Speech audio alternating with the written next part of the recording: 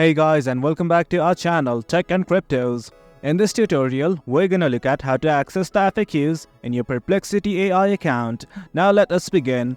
Do note, for your information, I have already logged into my account in case you have not do it right now.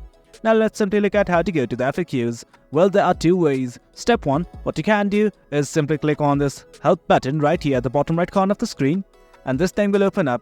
From here, what you guys can do is simply click on this help and FAQs button. In context that you cannot find this, what you guys need to do is simply go to settings, that's at the bottom left right next to your username, click on it, and from here you will be in the account page. Well, as you can see, there are lots of options, but right now what you guys need to do is simply scroll down, and at the very bottom you can see something called as help and FAQ. Once again, click on it, and guys, this is it. This is the page we are looking for, the FAQs. This is it guys, this is how we go to the FAQs in Perplexity AI. It's quite easy. If you have any confusions, do comment below.